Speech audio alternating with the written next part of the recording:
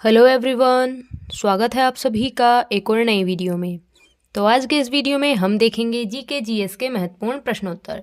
यह वीडियो आपकी सभी आगामी परीक्षाओं के लिए महत्वपूर्ण है, तो वीडियो के अंत तक बने रहें और यदि चैनल पर नए हों तो चैनल को सब्सक्राइब जरूर कर लें। तो चलिए वीडियो को शुरू करते हैं। इससे पहले के वीडियो में हम 20 प्रश्न कवर कर चुके हैं। तो अगला प्रश्न होगा हमारा प्रश्न नंबर 21।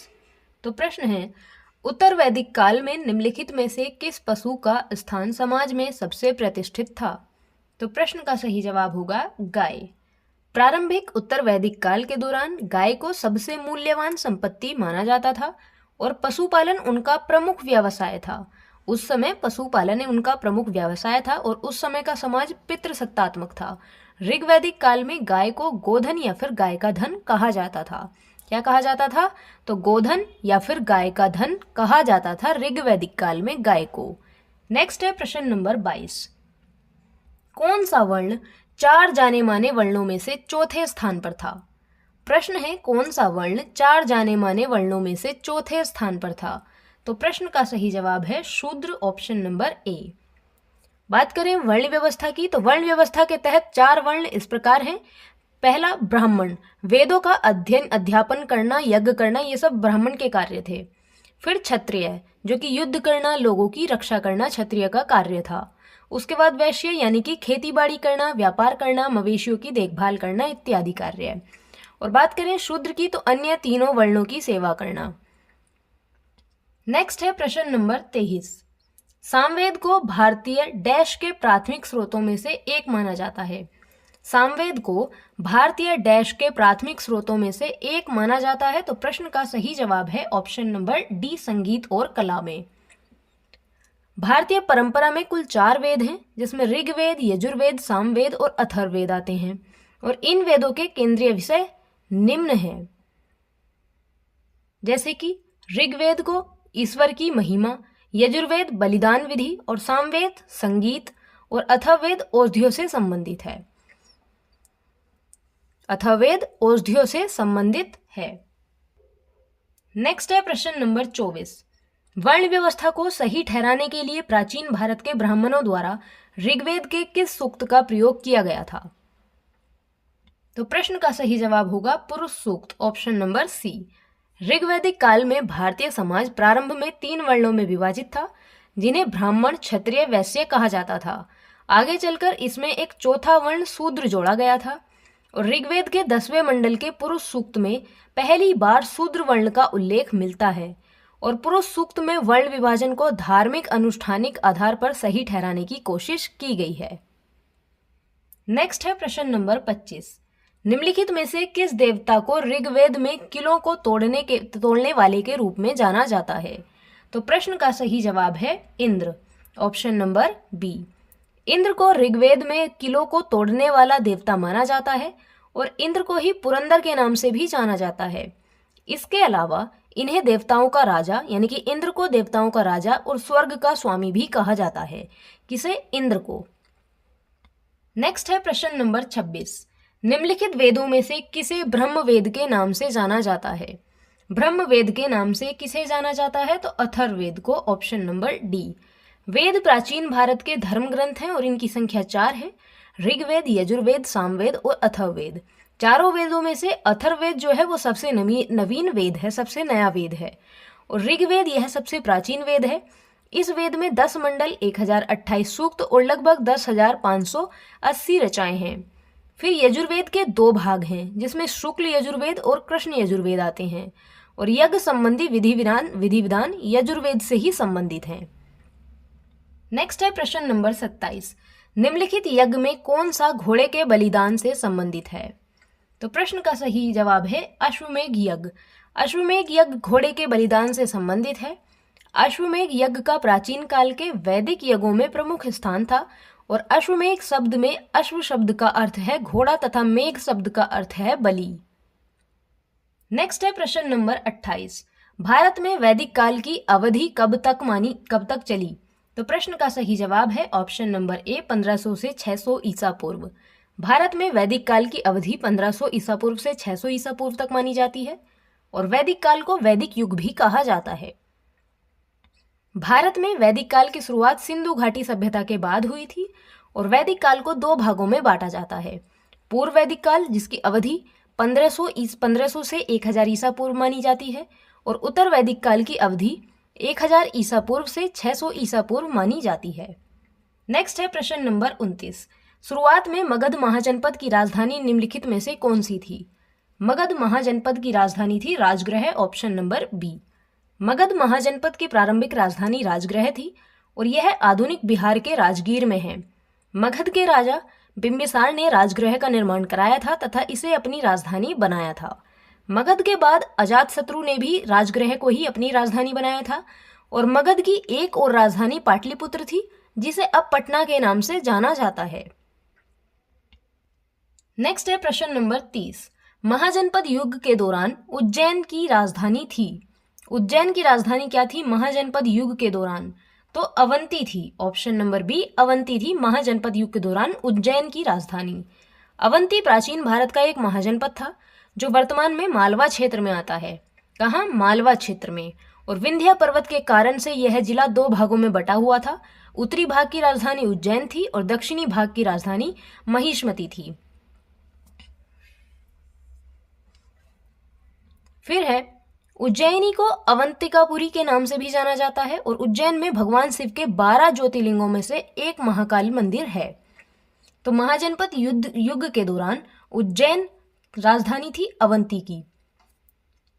महाजनपद युग के दौरान उज्जैन की राजधानी Avanti, option number B. Next है प्रश्न नंबर 31। महापद्मानंद ने डैश साम्राज्य पर शासन किया था।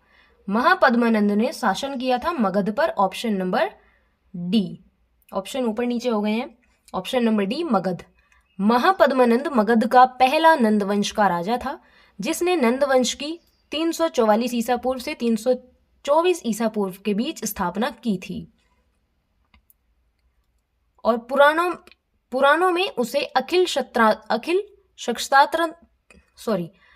शक्तात्मक और एक छत्र के नाम से भी जाना जाता है। महापद्मानंद ने एक राट की उपाधि धारण की थी और महापद्मानंद को उग्रसेन के नाम से भी जाना जाता है कुछ स्रोतों में। नेक्स्ट है प्रश्न नंबर 32। 16 जाने माने जनपदों में सबसे महत्वपूर्ण कौन सा था? तो प्रश्न का सही जवाब है मगध, ऑप्शन नंबर ए।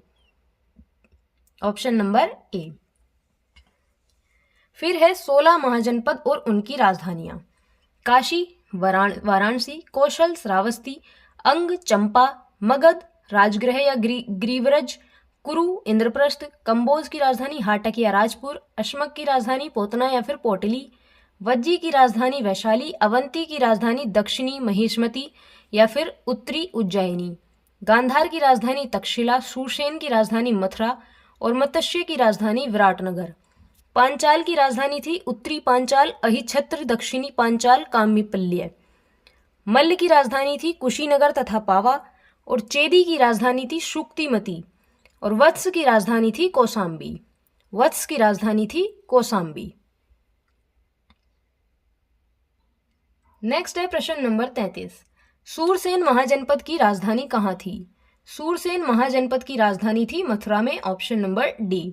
सूरसेन प्राचीन भारतीय क्षेत्र उत्तर प्रदेश के वर्तमान ब्रज क्षेत्र में था और सूरसेन महाजनपद यमुना नदी पर स्थित था। सूरसेन मथुरा के प्राचीन यदुवंशी राजा थे। नेक्स्ट है प्रश्न नंबर 34। प्राचीन काल में अवध को किस नाम से जाना जाता था? प्राचीन काल में अवध को कौशल या फिर कौशल के नाम से जाना जाता था। प्राचीन काल में अवध को कौशल नाम से जाना जाता था और प्राचीन भारत में 6ठी शताब्दी में 16 महाजनपदों का उदय हुआ था। 16 महाजनपदों का। कौशल इन्हीं 16 महाजनपदों में से एक था और कौशल महाजनपद की राजधानी श्रावस्ती थी। आर्य संस्कृति के सर्वोच्च काल में गंगा घाटी के जनपद जो संख्या में डैश थे महाजनपद बन गए थे, तो 16 थे, जो संख्या में 16 थे।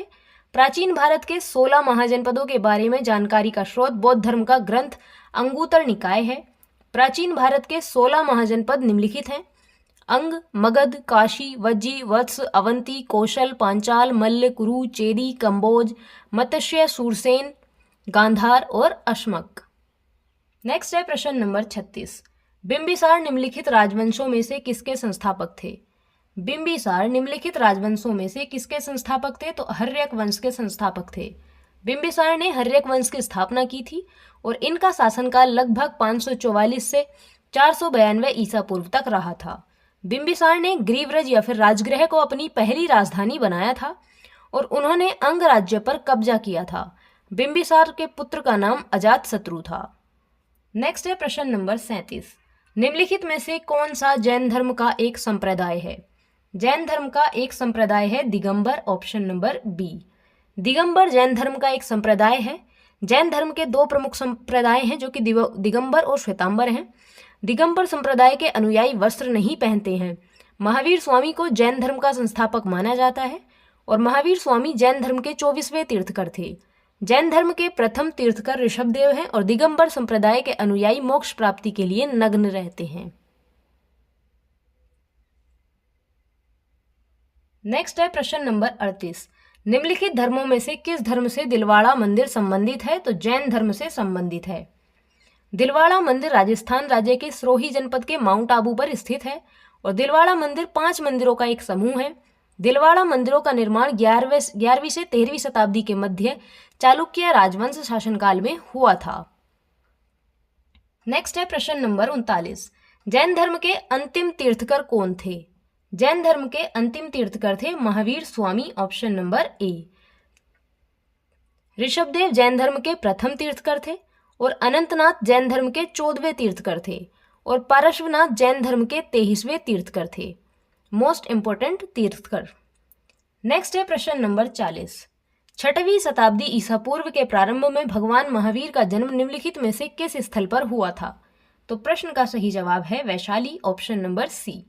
भगवान महावीर का जन्म 540 ईसा पूर्व में कुंडग्राम वैशाली नामक स्थान पर हुआ था और महावीर स्वामी की मृत्यु 468 ईसा पूर्व में पावापुरी बिहार नामक स्थल पर हुई थी। नेक्स्ट है प्रश्न नंबर 41। पहली जैन परिषद कहाँ आयोजित की गई थी? तो पाटलिपुत्र में। पहली जैन परिषद का आयोजन चंद्रगुप्त मौर्य के शासनकाल में तथा स्थूलभद्र की अध्यक्षता में हुआ था और दूसरी जैन परिषद वल्लभी में आयोजित की गई थी। दूसरी जैन परिषद का आयोजन देवर्द्री श्रमण की अध्यक्षता में हुआ था। नेक्स्ट है प्रश्न नंबर 42। दिगंबर और श्वेतांबर पद का संबंध किस धर्म से है? बौद्ध धर्म से, जैन धर्म से, ईसाई धर्म से या फिर इस्लाम धर्म से? प्रश्न का जवाब सभी कमेंट करके बताएं। वीडियो अच्छी लगी हो तो वीडियो पर लाइक, शेयर, कमेंट जरूर करें और यदि चैनल पर नए हो तो चैनल को सब्सक्राइब जरूर कर लें।